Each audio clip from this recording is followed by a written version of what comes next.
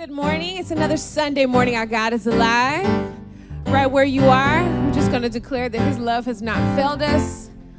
We are His. So let's sing together and worship our King. Said nothing can separate, even if I ran away. Said your love never fails.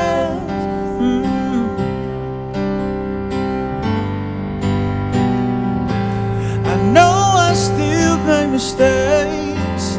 You have your mercy for me every day. Said your love never fails. Oh no. Come on, say, 'cause you stay the same through the ages. Say, your love never changes. There may be pain in the night, but joy comes in the morning. Yeah. And when the oceans rage, I don't have to be afraid, because I know that you love me.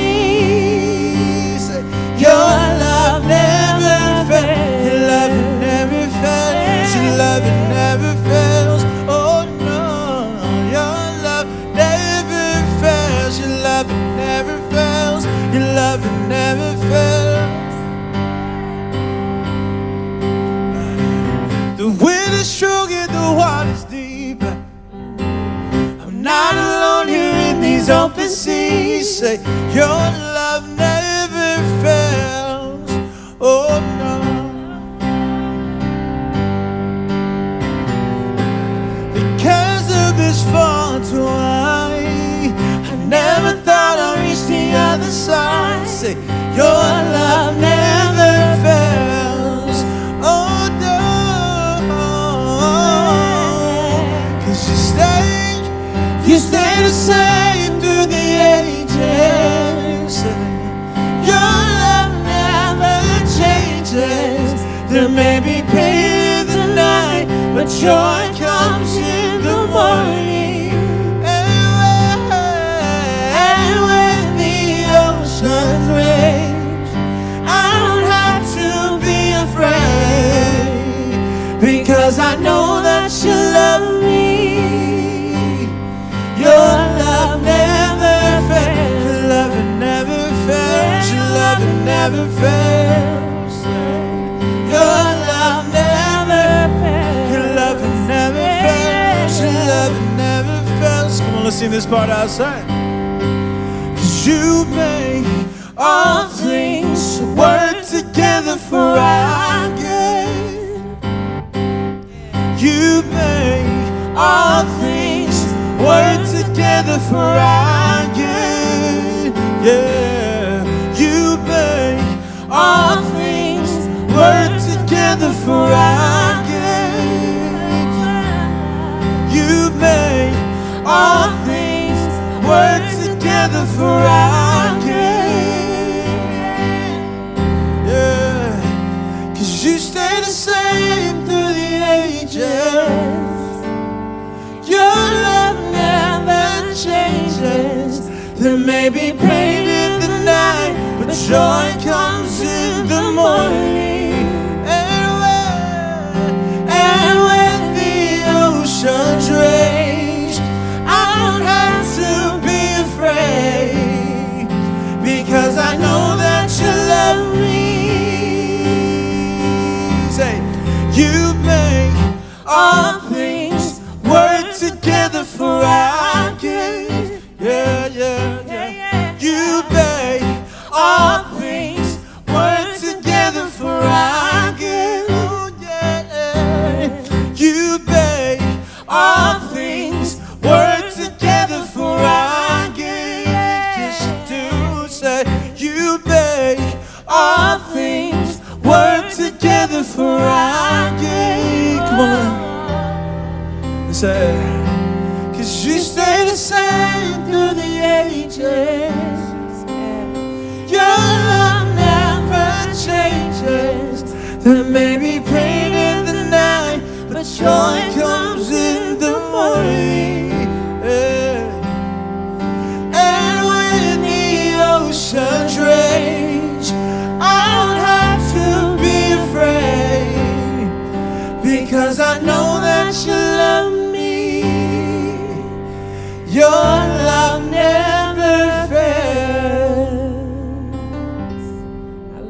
love that song, just reminding us of God's truth. And this is our God. This is who we serve.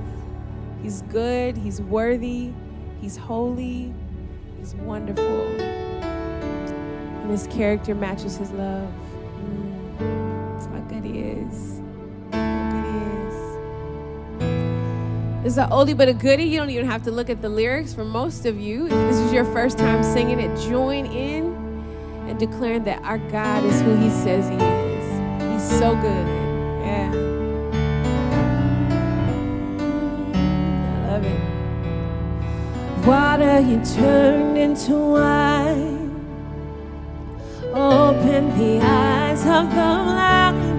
There's no one like you. Not like you. Into the darkness you shine. Out of the ashes we rise. There's no one like you.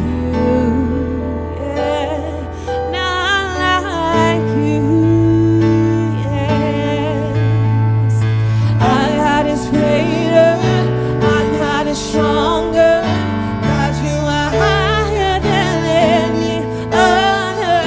Our God is healer, awesome in power. Our God, I like this part. into the darkness you shine. Here's a promise. Out of the ashes we rise. There's no one like you. Oh, not like you. Yeah. Our God is greater. Our God is stronger. God, you are higher than any other. Our God is healer, awesome in power. Our God, yeah. Our God. Oh, our God is greater. Our God is stronger. God, you are higher than any other. Our God is healer, awesome in power. Our God, yeah.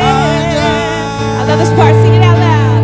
And if our God is for us, then who could ever stop us? And if our God is with us, then what can stand against? And if our God is for us, then who could ever stop us? And if our God is with us, then what can stand against?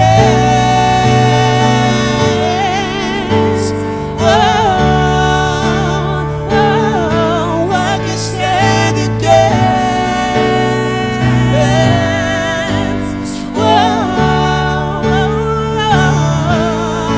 Yeah. Our God is greater. Our God is stronger. God, you are higher than any other. Our God is healer, awesome in power. Our God. And if our God, yeah. And if our God is for us, then who could ever stop us? And if our God is with us, then what can stand against? And if our God is for us, then who could ever stop us? And if our God is with us, then what can stand against? Then what can stand against?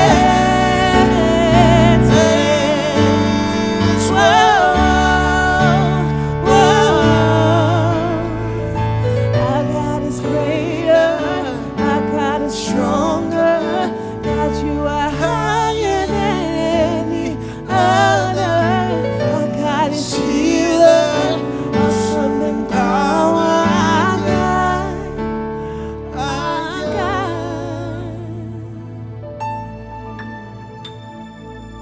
It's truly our King.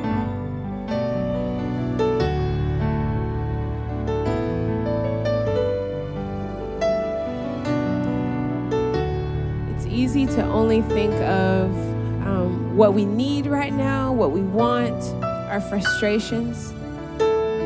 We need to remember that we have life in Jesus because of what he's done on the cross. And that no matter what circumstances around us, what's going on, that we have a promise that is being kept and will continue to be kept through the ages. So we need to remind ourselves of the gospel that is true and relevant. So as we sing these songs, they're just asking God to meet us where we are. It is for that as well. It's for those of you who have lost, those of you who are hurting, looking for jobs or school or whatever the case may be. But it's also just for our souls to remember our God has not left us. So take this time to reflect on our King and Him being the promise keeper.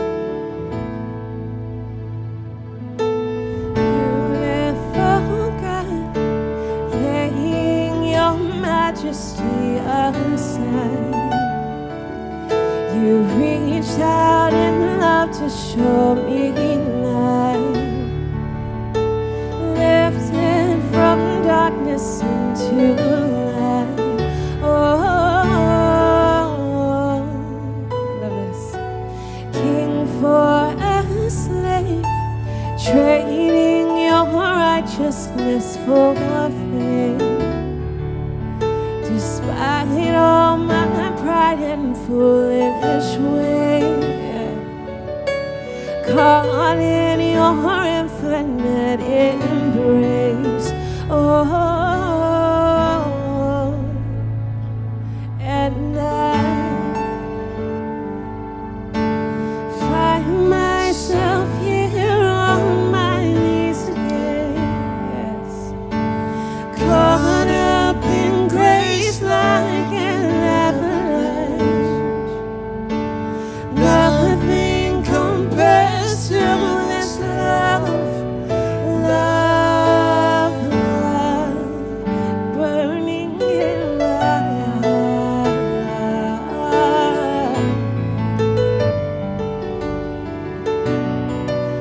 The second verse is Psalm 119. Love it. Savior and friend, breathing your life into my heart. Yes, your word is a lamp unto my path. Forever I'm humbled by your love. Oh, and I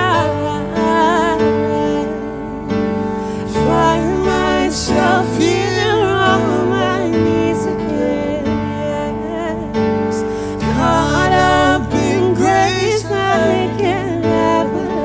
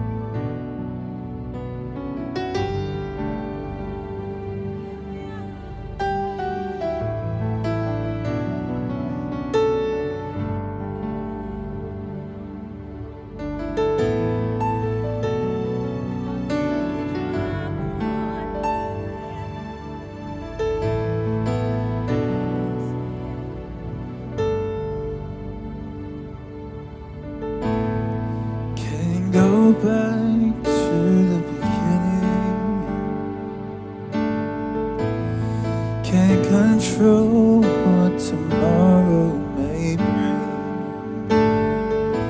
but I know here in the middle is a place where you promised to be.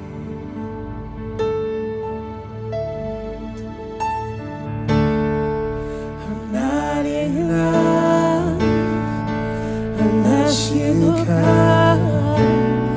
Will you meet me here again? It's our prayer, Lord. 'Cause all I want is all you want. Will you meet me here again?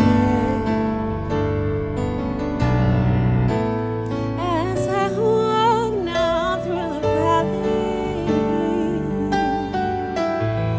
let your love rise above every fear, yes, like a sun shaping the shadow. In my weakness, your glory appears, yes. Not enough Unless you come, will you meet me here again? All I want, 'cause all I want is all you want. Will you meet me here again? I'm not enough, yes, Lord. I'm not enough until you come. Will you meet me here again? 'Cause all I want is all you want. Will you meet me here again? Not for a minute was I forsaken. The Lord is in this place. The Lord is in this place. Come, Holy Spirit, dry bones awaken. The Lord is in this place. The Lord is in this place. Not for A minute was I forsaken. The Lord is in this place. right here. The Lord is in this place. Come, Holy Spirit, dry bones awaken. The Lord is in this place. help us believe, Lord. Yeah. Not for A minute was I forsaken. The Lord is in this place. yes, you The are. Lord is in this place. Come, Holy Spirit, dry bones awaken. The Lord is in this place. The Lord is in this place. Let's sing we. We're not enough unless you come. Will you meet us here again? All we want. 'Cause all we want is all you want. Will you meet us here again?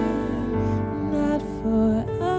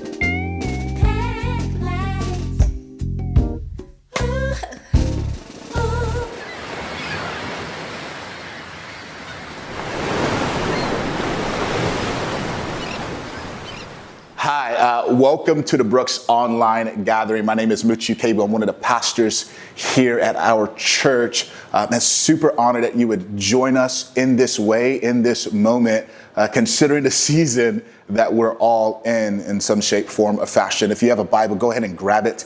Meet me in 1 Thessalonians chapter 5 is where we're going to be. It's towards the end of your Bible. If you don't have a Bible, you use the app, do that. If you have neither, don't worry, the words are going to be on the screen, and that's okay as well. We're actually in a series of messages that are some reflections that I've been having through my personal devotion time with the Lord over the last year or so that have got crystallized while I was away on a sabbatical. Week 1, we looked at the reality of seasons and how some we choose and some choose us, but either way, we're to bring the weight of eternity to bear on the seasons that we find ourselves in. Last week, we actually had a special dialogue around the necessity of truth and how we come to understand something to be true and then apply it in a way that's beautiful, life-giving, and ultimately brings about the most possible good for the glory of God.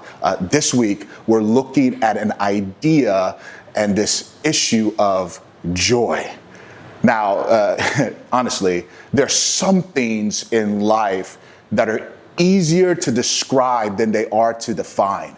And I think that's okay. I think that's okay. I don't think that's a cop-out. I think that exists because there's just some things where we're not necessarily meant to kind of wrap our minds around them fully, comprehend them completely, but we could still experience them deeply and truly, authentically. I think love is like that. And I think joy is one of those things as well. That doesn't mean that you don't try and get a definition. It just means that, man, they're just easier to describe. Nevertheless, here's my attempt through searching the scriptures, through life, to give us a definition of joy that's going to shape the idea I want us to walk away with. And that definition is this, that joy is this deep experience of gladness not rooted in circumstances. Joy is a deep experience of gladness not rooted in circumstances. Now, that doesn't make it arbitrary. Like, it doesn't just come out of nowhere. I mean, it's attached to something, but what it's attached to isn't circumstances, and we kind of know that. We know deep experiences of gladness that are attached to circumstances. The word for that is happiness. And we know that happiness kind of comes and goes based on the circumstances that we find ourselves in, but we know that there's something beyond it. Joy. That's basic humanity. That's humanity 101, that everybody, everywhere, at some time has some experiences of joy. Now, the Christian story stares those deep experiences right in the face and says, we don't have to diminish or devalue every single one of them or even dismiss them as if they don't exist or they aren't true, but what we do is we see them and we see them as springboards into an even more excellent and greater experience that's rooted in Jesus. Because what Jesus does is he offers deeper experiences of joy, promises of pleasure without the aftertaste of pain and or shame. So like growing up, I used to love CC's Pizza, all you could eat for only $2.99. And I went to CC's, I had 51 slices of pizza before I got kicked out. And in the moment, it was great. I mean, I was like, yo, bring me some more of that pepperoni. And this was before I knew that I was lactose intolerant. Being a child was great. But then after the moment, we know how that story ends, right? And what Jesus says, what the Christian says is, yeah, man, there's these moments of pleasure. They're good. They're not entirely bad, but we know what happens next. And what Jesus says is there's a even more excellent experience that's not rooted in anything other than me and how excellent I am. And honestly, the greatest threat to joy will forever be settling for lesser versions of it. But I don't think that's the only threat. It's the greatest, but it's not the only. In fact, I would say in our moment in time, what I have seen is that there is this threat that creeps up, and it's called disillusionment. Like disillusionment it brings the worst out of our hearts, and it makes the best of us bitter. You know, like when disillusionment seizes your heart, it's almost like that reaction when you try turkey bacon for the first time. You're like, oh, what is that? It's just, it creates this disdain for life. And I've just seen a disillusionment run rampant, just uprooting joy for so many people, especially Christians. And honestly, professionally, personally, collectively as a church, like I am on a mission to uproot disillusionment before it uproots experiences of great joy. But it's not uprooting it by denying what's broken around us. It's not uprooting it by turning a blind eye to what's broken around us or even broken inside of us.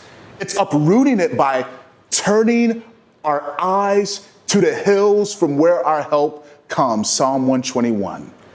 It's uprooting it by seeing Jesus's allegations and invitations regarding joy as serious, right? And so his allegation is that there's a real adversary, there's a real enemy that comes to steal, kill, and destroy. And in contrast, it's stealing, killing, and destroying the life that he invites us to partake in, which is one that he says is fullness with a greater experience of joy. It's an invitation into something that is rich in the present, but is absolutely progressive. And so you get that in Matthew 25, where he gives us this parable. That after giving us this parable, he ends it by saying that the master says to the servant, well done, good and faithful servant. Now enter into the joy of your master. Come share this increasing experience with me. It's by taking serious the commands to rejoice. It's by seeing, in a very real sense, this idea that joy is resistance. Joy is resistance to continuously, consciously choose joy. It's to push back on that which pushes against us. And Jesus says, do that. Choose joy.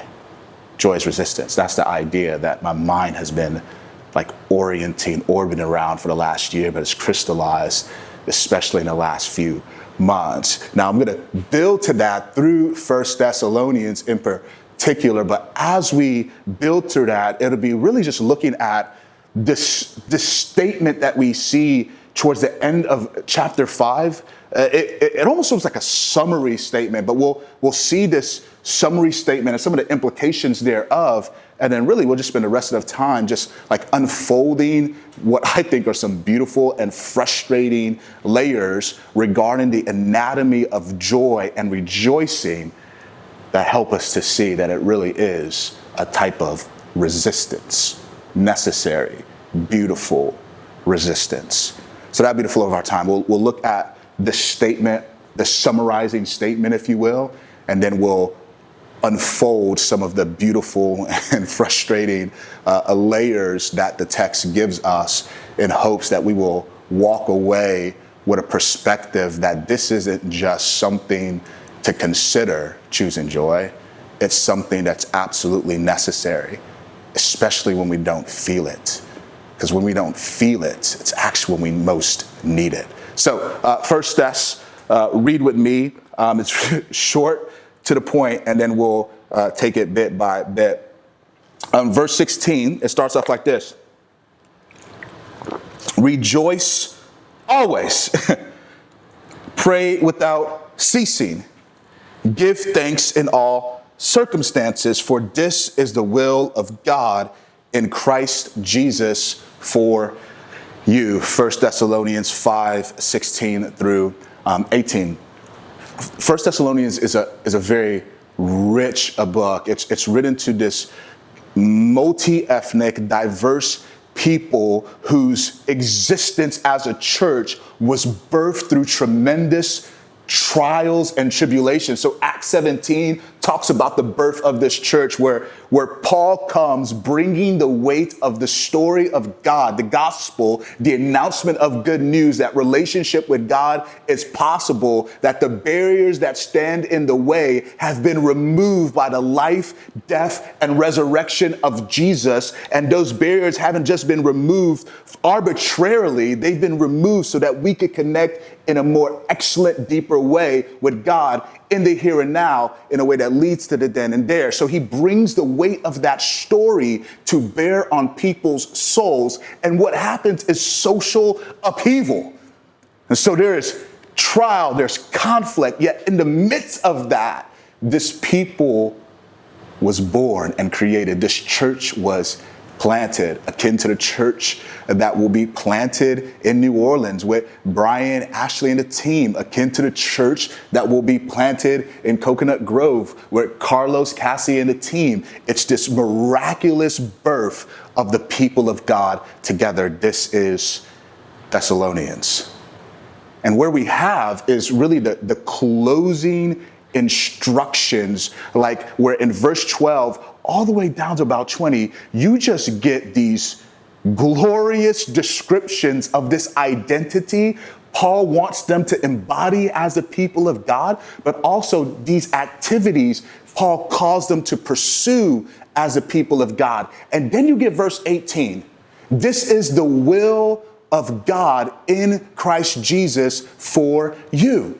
Now, you could attach that to just the immediate verses that we read, verses 16 through 18, or you could attach it to the entirety of the descriptions that they're called to embody and the actions that they're called to pursue. I think it's more appropriate to attach it to all of it, the descriptions and the actions, because really it stands apart. Like everything that he's saying in this chunk of text, this closing text, they're calls to actions. Whereas verse 18 really is to call our attention to something, the will of God. Now here's why that's beautiful.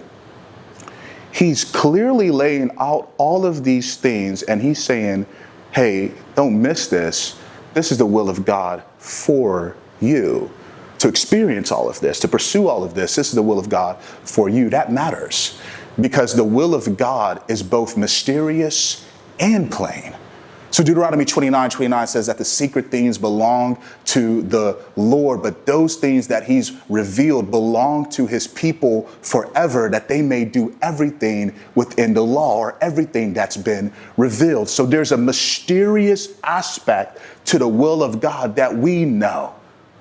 But there's also a plain aspect where he just reveals what should be done, how things should function and operate. Case in point, what we just read.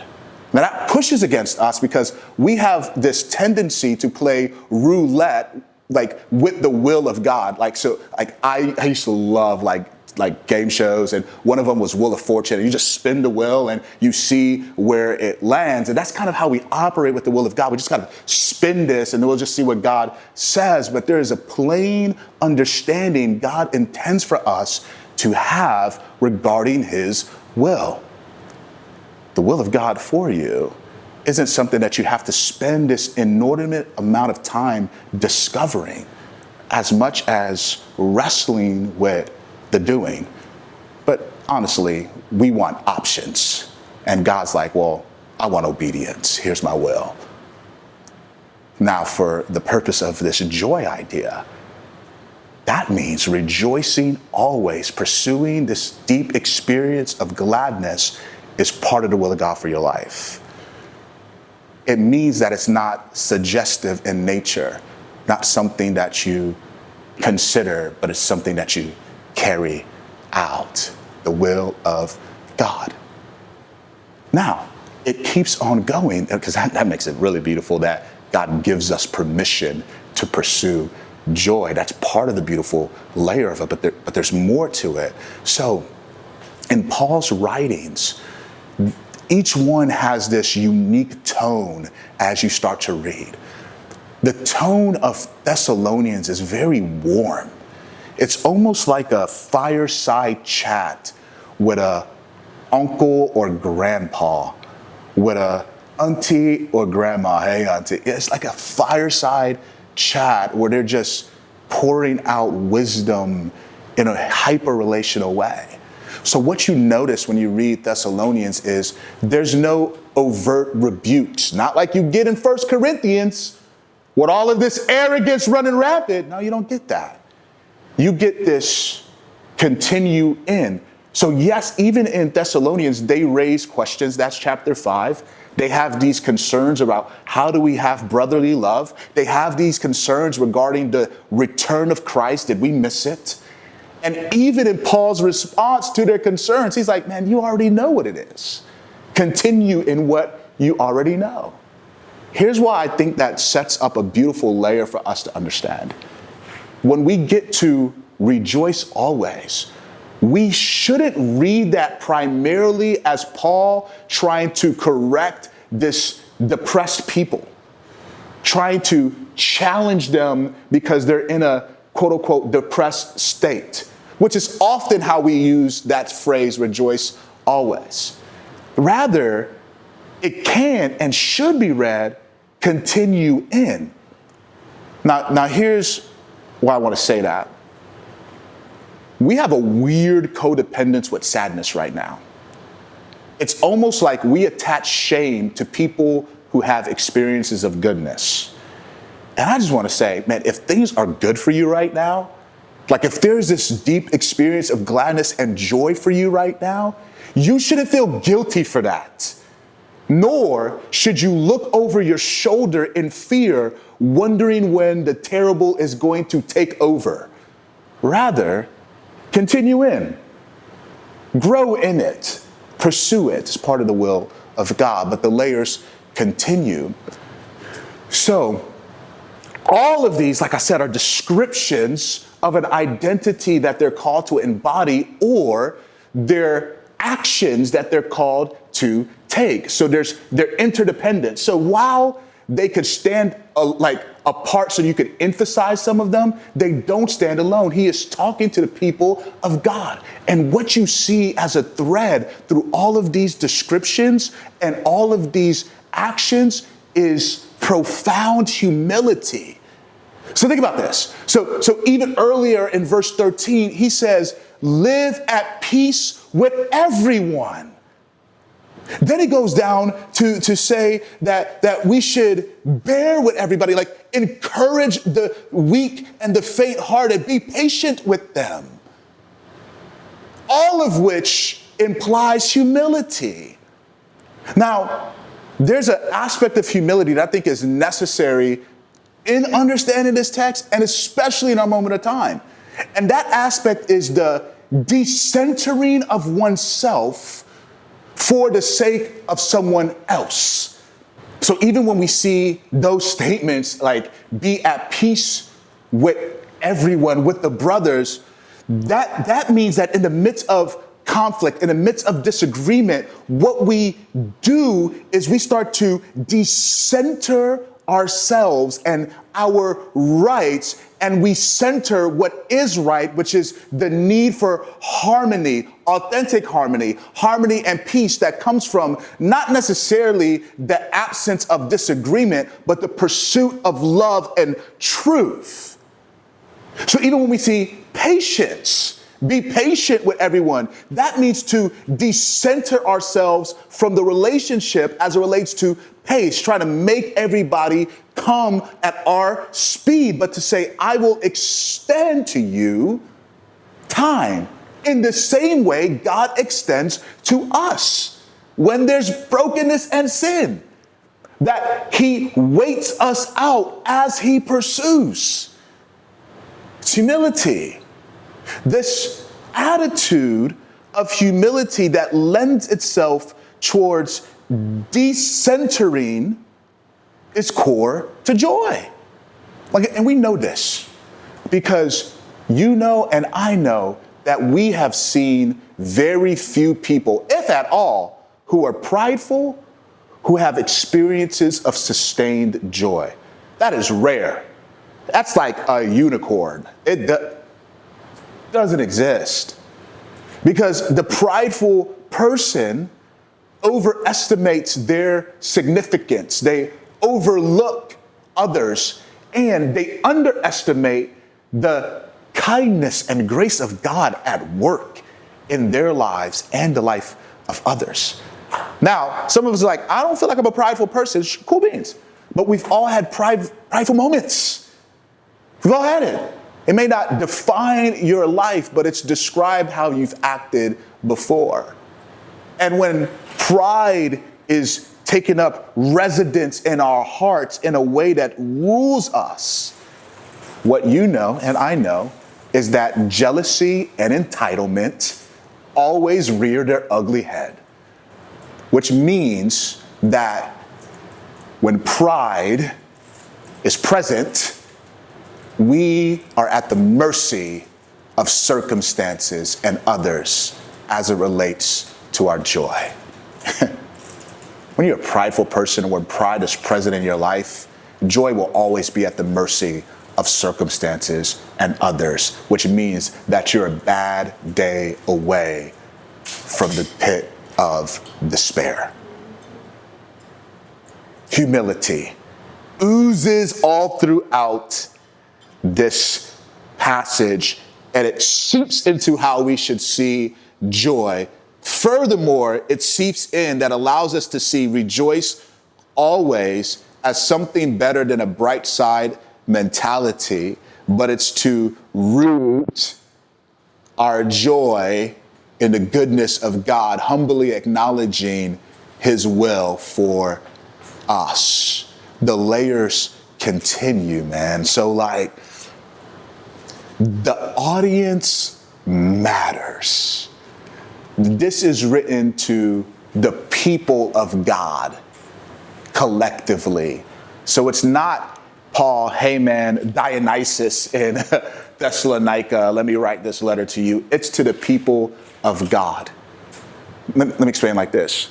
Raise your hand wherever you are. You could be at Publix right now. You got your AirPods in. You could be at your house. Raise your hand. It may be weird, but raise your hand if you liked group projects. No? 90% of the people who raised their hand were probably that slacker in the group, the procrastinator who saw the group project as an easy ride towards completion of a grade. It's like, I wasn't. Group projects, they do something in my soul. And they do something in the soul of most people.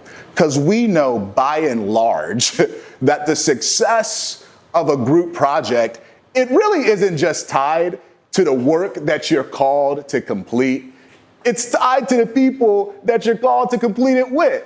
Case in point, look at where we are in our country. Like, we have turned a public health crisis into a political one. And so we're all failing at this bad boy. All of us in our own echo chambers of agreement. The ultimate group project, and we're failing. Because it's not tied just to the work that you're trying to accomplish. It's tied to the people that you're trying to accomplish it with. It's tied to the group. It's tied to community. Listen, the pursuit of joy is a group project. This is rejoice always is written not just individualistically, but collectively. The pursuit of joy is a group project. That we need people to propel us further into excellent experiences of deep gladness. That we need people to protect us from lesser experiences that parade as true joy. We need people to serve as a diagnostic of our hearts to see if there's something that's hindering our ability to rejoice. Furthermore, we need people to show us the truth about ourselves, specifically in our ability or inability to celebrate what's good in others, i.e. not just rejoicing for us, but rejoicing with you and others. Not withholding a round of applause, but diving in. In fact, our inability to rejoice or celebrate with others says more about us than anything else. And it flies in the face of what it means to be a Christian. It's littered with communal implications that it's a group project to pursue greater joy. But it's not just a group project in its pursuit. It actually also means that there's a different pathway of excellent joy. So in context, in 1 Thessalonians 2, Paul is going to write that you Thessalonians, you that I labored for, you that I refused to take a paycheck for, you that I spent, now Gio preached on this, you Thessalonians, you are my crown, my glory, my joy. It is stunning. It is absolutely stunning the way that the scriptures speak about experiences of joy not being attached primarily to our own well-being, but being attached to ensuring somebody else's well-being. So this is also Paul talking in Philippians chapter 2, where he says, make my joy complete. Complete this deep experience of gladness in me by embodying something among you. Unity of spirit, humility. This is also John in 1 John, that he says in 1 John 1 through 4, man, that which we've seen, that which we interacted with, Jesus, we were up close and personal. We touched him. He wasn't some ghost. We had real relationship with him. We experienced the invitation of fullness of life, of greater joy. That which we've heard, seen, tasted, felt, and know, we commit to you. We write to you these things, that our joy would be complete. We want you to have relationship with him and us. And when that takes place, we have fuller joy. It is astounding that we are called to attach our pursuit of joy not just into the experiences that we like, but really into the well-being of others. That's a huge part of why joy is resistance, by the way, because that is an act of defiance.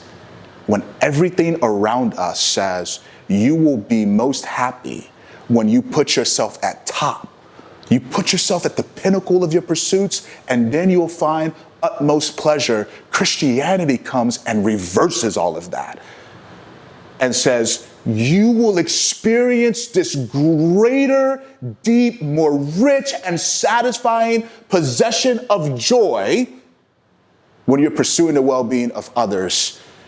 The pursuit of joy is a group project, and it grows as we pursue others' well-being. Joy is resistance.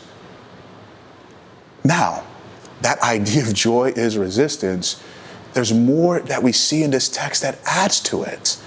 So it's seen in the nuances of that phrase, rejoice always, right? So in Miami, there's so many different languages that collide, there's so many different cultures, and we know that there's nuances within languages that don't naturally translate to English. Well, that's the same for the scriptures, that the scriptures were written in Greek and Hebrew and Aramaic, and while in English or wherever language you read them in, you could still get the fullness of God's message and God's will for us. There are moments where we go back to the original language and something just pops differently.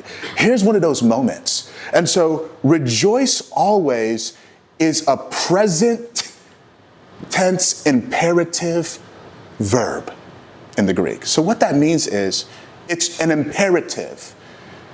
It's not a suggestion. It really actually is a command. Now let me make that pop a little bit. I feel like verses 15, 16, 17, and 18, this is like the soil of all Christian cliches. Have you ever got like that Christian chain letter where it's like, yo, it's for this like 10 people. If you don't, you'll be cursed forever. Don't scroll past this without leaving a heart emoji or saying amen. Like a lot of those things come from here. Choose joy always, pray without, and it's like, okay. And so they lose their weight to it. And it feels like well-wishing. Like you just attach it to the end of something bad. But because it's an imperative, it means that it's not, I get to this eventually as a response to something. It means that I begin with this intentionally as a guide. Put it on the front end, not the back end. Choose joy, rejoice always. It's an imperative. We pursue it. Take this posture of proactive pursuit. But the present tense aspect of Greek verbs means that they're not actions that are completed. They're actions that are continuous or reoccurring. So, in other words, it's not like you go accomplish it and you're good. This isn't something that you complete. This is something that you continue to chase after. That's rich, because what that does is it really roots it beyond time and circumstances. It roots this action, this call to action beyond time and circumstances, and says, you keep pursuing joy always. The fact that it takes that statement from conditional pursuit, that it takes it from circumstantial dynamics.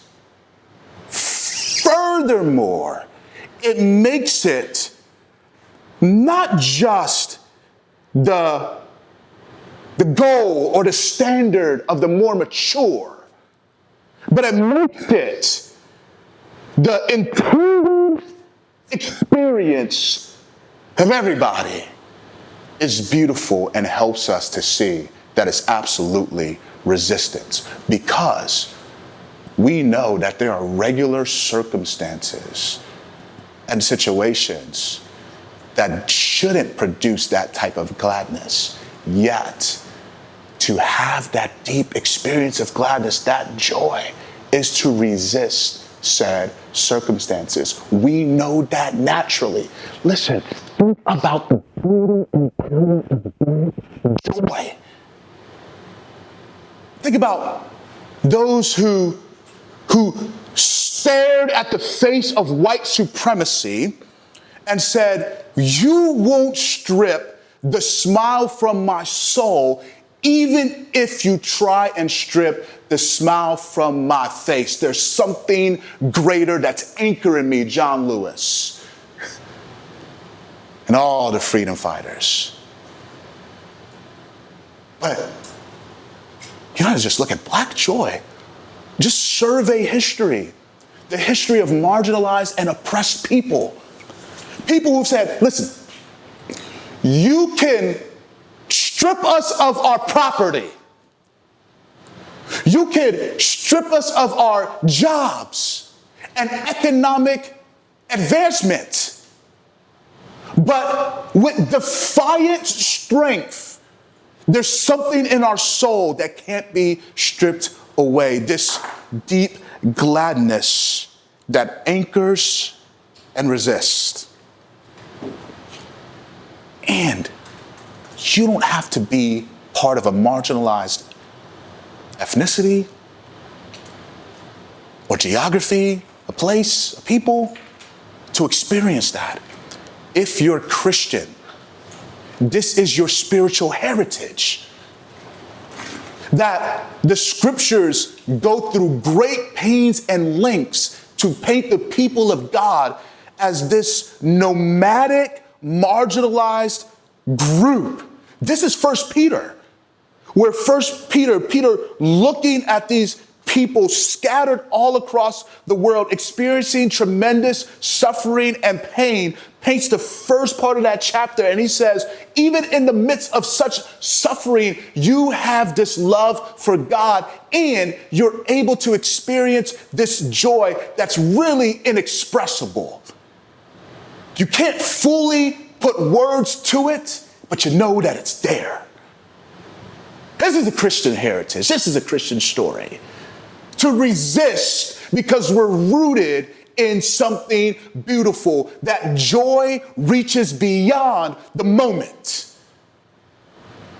And for the Christian, we have a more excellent experience that we don't just reach beyond the moment, but we reach to a person who we see is actually pulling us forward because he's shared in our experiences.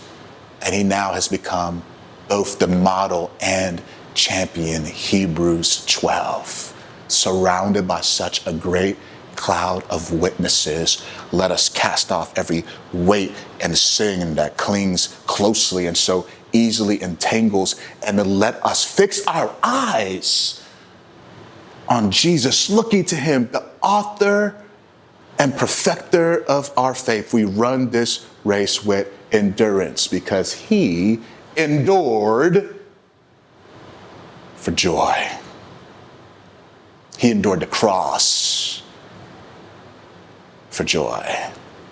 The joy set before him, which is to experience relationship with us.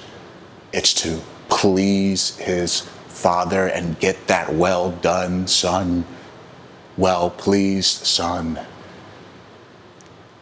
Endurance, reaching beyond. Somebody who reaches and pulls us forward. It shows us that by being resistance, it is also rooted in faith.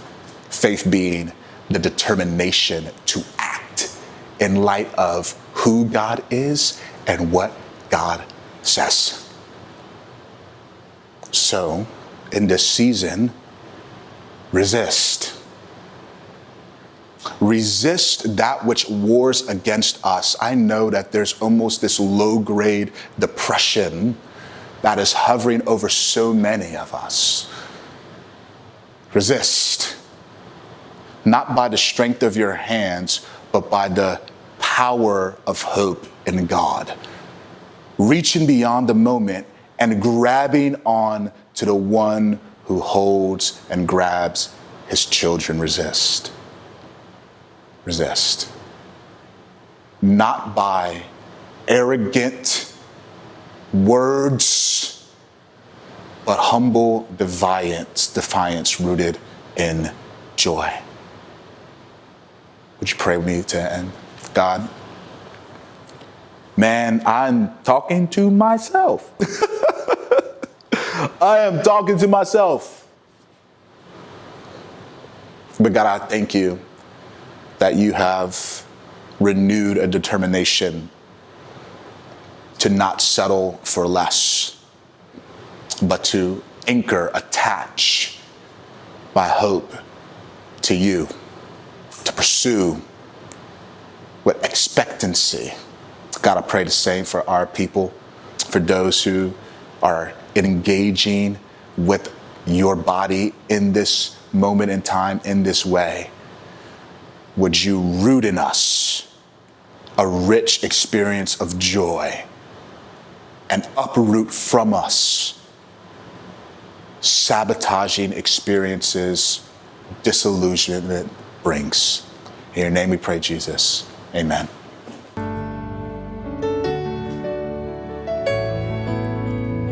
We leave nothing from our time together today virtually. It's that God is who he says he is, and that his love is strong and it can withstand anything. So we're singing this song to remind our hearts of what's true.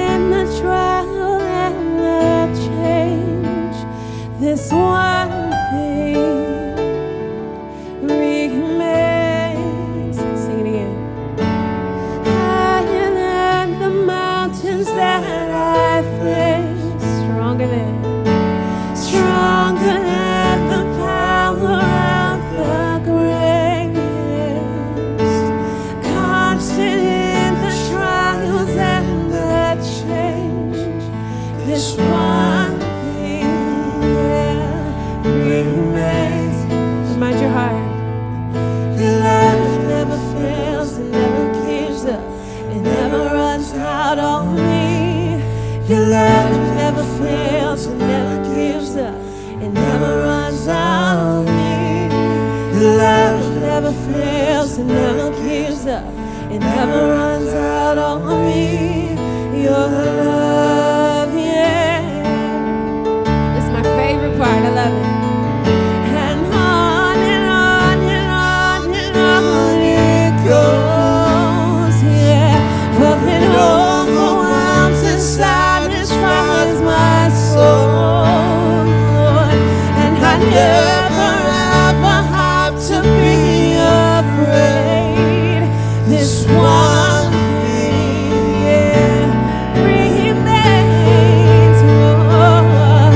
Your love never fails, it never gives up, it never runs out on me. Your love never fails, it never gives up, it never runs out on me. Your love never fails, it never gives up, it never runs out on me. Your love, yeah. In death and life, yeah. In death and life, I'm confident and covered by the power of your great love. My debt is paid. My debt is paid. There's nothing that can separate my heart from your great love. Oh, in death and life, yeah. In death and life, I'm confident and covered by the power of your great love. How great your love, Lord. My debt is paid. There's nothing that can separate my heart from your great love, yeah. Your love never fails, it never gives up, it never runs out on me. Your love never fails, it never gives up, it never runs out on me. Your love never fails, it never gives up, it never runs out on me. Your love. And just for your week, sing higher. Higher than the mountains that I face, whatever you face this week. Stronger than the power of the grave. Constant. Constant through the trials and the change. This one thing remains. Amen. Our benediction is actually going to be the last part of 1 Thessalonians. But before we get there, a poem. You can strip the smile from my face, but not the one from my soul. There's bold-faced print stamped on it, outlined with love. The word bought. A crown of thorns and sweats of blood seep into the smile and whisper in defiance, Jesus bought your joy, so it's not for sale to others. 1 Thessalonians 5, starting in verse 23. Now may the God of peace himself sanctify you completely, produce all that was just preached in you, among you completely. And may your whole spirit and soul and body be kept blameless at the coming of our Lord Jesus Christ. He who calls you is faithful. He will surely do it. You are dismissed.